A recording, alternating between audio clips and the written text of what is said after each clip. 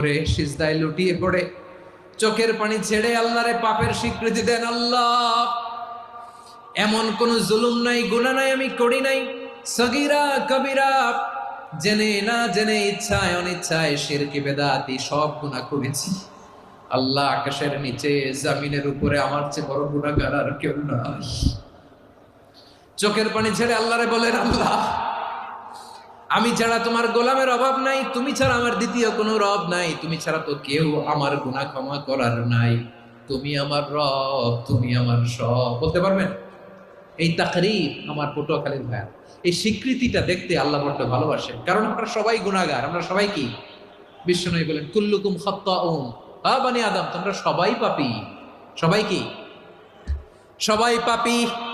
আমরা সবাই পাপী, আপন পাপের বাটখারা দিয়ে অন্যের পাপ মাপি। আমরা যে পাপী এটা ভাবতে মনে চায় না কারো, খালি অন্যের পাপ দেখি আমরা, এটা ভুল। ওর এই পাপ, ও পাপী, ও জালেম, ও জাহান্নামী, এরকম একটা টেন্ডেন্সি। আমার যে কি হালাত এটার খেয়াল নাই। খেয়াল করতে হবে যে আমি সবচেয়ে বড় পাপী, ঠিক কিনা বলেন? পাপ করি নাই এমন কেউ আছি? হ্যাঁ, আছি। কেউ না জানলেও জানে কি আমার পাপের ঘটনা? পৃথিবী না জানুক আমি তো জানি, আমি কি পাপ করেছি। হায় ও আমার কলিজার টুকরা ভাইয়েরা, মাথাটাকে নিচু করে জীবনের সব গুনার ফিরিস্তিগুলো একটা একটা করে স্বীকার করে আল্লাহরে বলেন, আল্লাহ, আমি পাপী। আল্লাহ, আমার চেয়ে বড় পাপী এই দুনিয়াতে কেউ নাই। আকাশের নিচে জমিনের উপরে আমার চেয়ে বড় পাপী কেউ নাই। একটা একটা করে আল্লাহ স্বীকার করি আমি পাপী। সব পাপের স্বীকৃতি দিলাম। পৃথিবী না জানুক আমি তো জানি, আমি কি পাপ করেছি। হায় আমার পাপের করলে বিচার, বাঁচার আমার নাই উপায়।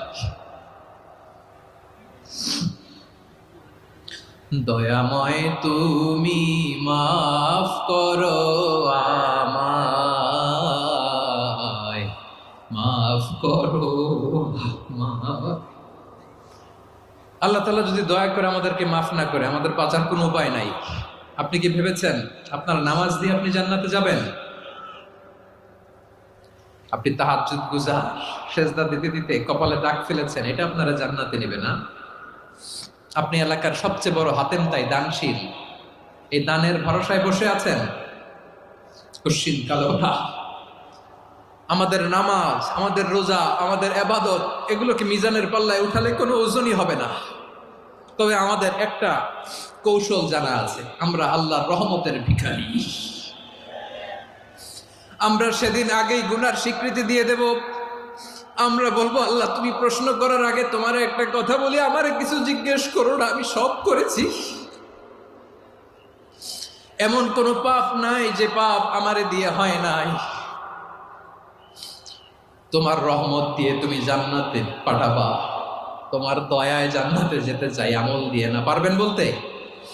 কিয়ামতের দিন আমরা বলবো, আল্লাহ, আমার আমল দিয়ে জান্নাত চাই না, আমি তোমার দয়া দিয়ে জান্নাত চাই। তোমার দয়া ছাড়া আমার কোনো উপায় নাই। কারণ আল্লাহ যদি বিচার করে, বাঁচার কারো উপায় নাই। আল্লাহ যদি বলে ফেলেন তুই এটা করলি কেন, ওখানে গেলি কেন, কোরআনে 1000 বার নিষেধ করলাম তারপরেও এই পাপে জড়ালি কেন, এরকম প্রশ্ন ছুড়ে দিলে আমার উত্তর আছে? বাঁচার কোনো উপায় আছে? রোজ হাসরে হে আল্লাহ আমার করুণা বিচার, আল্লাহ করুণা বিচার। বিচার চাহি না তব দয়া চাহি, এ গুনাহগার, করুণা বিচার। আপনার আমল দিয়ে জান্নাতে যাবেন? কি দিয়ে যাবেন? আল্লাহর দয়া দিয়ে। আল্লাহর রহম আর দয়া ছাড়া কেউ জান্নাতের চেহারাও দেখতে পাবে না। চাইবো একজন সত্তার কাছে, আওয়াজ করে বলুন তিনি কে?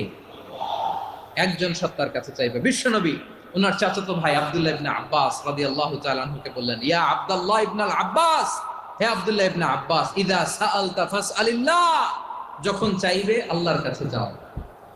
ও আব্দুল্লাহ, যখন চাইবা আল্লাহর কাছে চাও। ওয়া ইযা ইসতাআনতা ফাসতাইন বিল্লাহ, যখন সাহায্য চাইবা আল্লাহর কাছে ফরিয়াদ করো। জেনে রেখো ও আব্দুল্লাহ, ওয়া'লাম আন্নাল উম্মাতা লাউ ইজতামাআত আলা আন ইয়ানফাউকা বিশাইইন লাম ইয়ানফাউকা ইল্লা বিশাইইন ক্বাদ কাতাবাহু আল্লাহু লাক। ও আব্দুল্লাহ, জেনে রেখো, মনে রেখো, গোটা বিশ্বের সবাই মিলে যদি তোমার উপকার করতে চায় ততটুকুই তারা করতে পারবে যতটুকু আল্লাহ তোমার নসিবে সেটা লিখে রেখেছে। ঠিক কিনা বলেন? আর যদি গোটা বিশ্বের সবাই মিলে তোমার বিরুদ্ধে কনস্পাইরেসি করে, ষড়যন্ত্র করে, গোটা বিশ্বের সবাই মিলেও যদি তোমার ক্ষতি করতে চায় ততটুকুই শুধু পারবে যেটা আল্লাহ তোমার জন্য বরাদ্দ রেখেছে। যতটুকু আল্লাহ তাআলা তোমার জন্য বরাদ্দ রেখেছে অতটুকুই ক্ষতি করতে পারবে, আর এক চুল বেশিও করতে পারবে না, কমও করতে পারবে না। চিল্লায় বলেন ঠিক কিনা? এজন্য আমরা চাইবো কার কাছে? সবাই বলেন নাই, আওয়াজ করে বলেন কার কাছে? সব সময় আমরা আল্লাহর কাছে চাইবো, বিপদে আপদে, সুখে দুঃখে, সচ্ছল অবস্থায় অসচ্ছল অবস্থায়, পরাজয়ের সময় বিজয়ের সময়, সব সময় আমরা ভরসা রাখবো কার উপর? সবাই বলুন। একদল লোক আছে যারা বিপদে পড়লে আল্লাহরে ডাকে, আছে না নাই? পটুয়াখালীতে মাশাআল্লাহ নাই। বিপদ আসলে আল্লাহরে ডাকে, বিপদ নাই আল্লাহও নাই। বিপদে পড়লে নামাজ পড়ে, বিপদও নাই নামাজও নাই। বিপদে পড়লে জিকির করে, বিপদ যখন চলে যায় ওদের জিকিরও বন্ধ হয়ে যায়। এরকম আছে না নাই? কিছু লোক দেখবেন পরীক্ষা আসলে নামাজ পড়ে, আছে আছে। জেনজি আওয়াজ করো, এরকম আছে? এই কমন পড়ে গেছে, কমন পড়ছে। দেখবেন পরীক্ষার সময় নামাজ পড়ে, পরীক্ষাও নাই নামাজও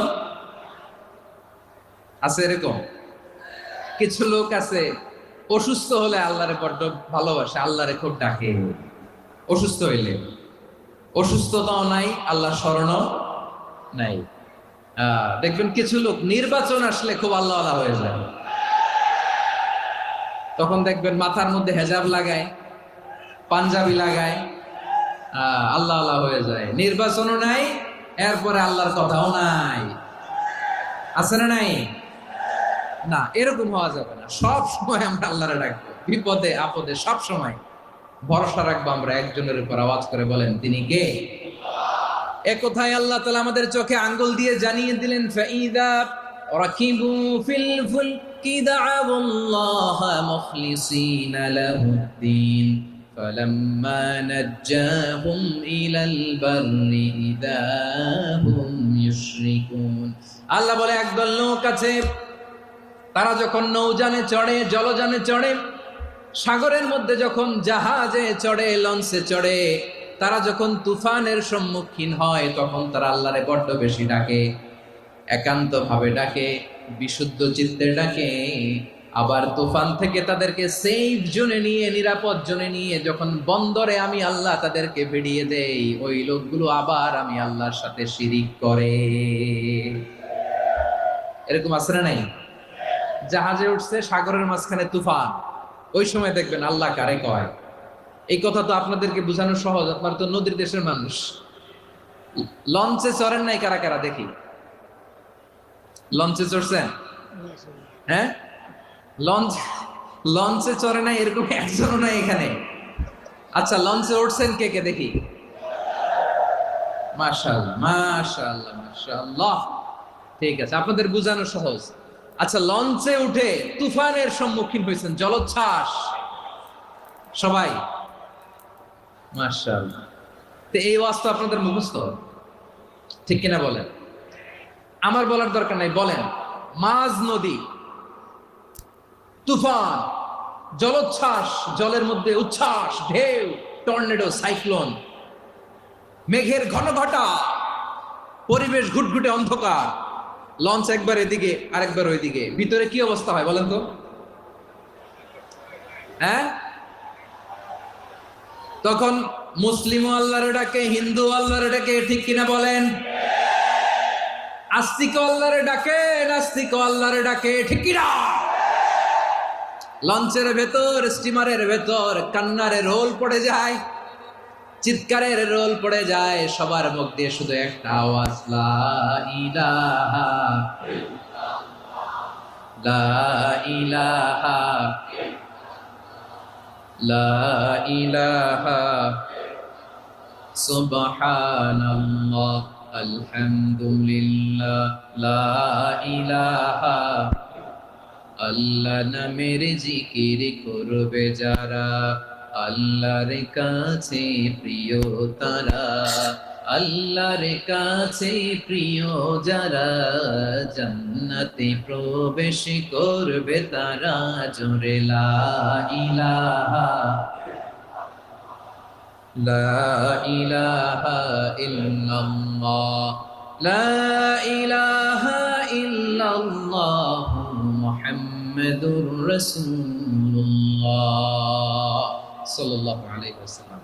আমার প্রিয় পটুয়াখালীবাসী, তাহলে লঞ্চের ভেতরে যখন আমরা তুফানের মধ্যে পড়ি, তখন সবাই মিলে আমরা একটা নামের জিকির করি। নামটা কার? মুসলমানেরাও ডাকে, হিন্দুরাও ডাকে, আস্তিকও ডাকে, নাস্তিকও ডাকে, সবাই ডাকে একজনকে। তিনি কে? আবার দেখবেন ওই আল্লাহ তুফানের পরে, ঝড়ের পরে ওই লঞ্চটাকে যখন সদর ঘাটে ফিরিয়ে দেয়, আবার আমরা নাফরমানি শুরু করে দেই। সে কোথায়? আল্লাহ বললেন, ফাইদা রাকিবু ফিল ফুলকি দা'আল্লাহা মুখলিসিনা লাহুদ্দীন ফালাম্মা নাজ্জাহুম ইলাল বাররি ইযা হুম ইউশরিকুন। সাগরে যখন তুফানে পড়ে আমি আল্লাহর ডাকে, আবার আমি আল্লাহ যখন বাঁচিয়ে দেই, আবার আমি আল্লাহর সাথে শিরিক শুরু করে। আমরা কি এরকম হতে চাই নাকি? এরকম করবেন? হ্যাঁ না, আমরা তুফানে পড়লেও আল্লাহরে ডাকি, আবার বাঁচায় দেওয়ার পরেও ডাকি কারে?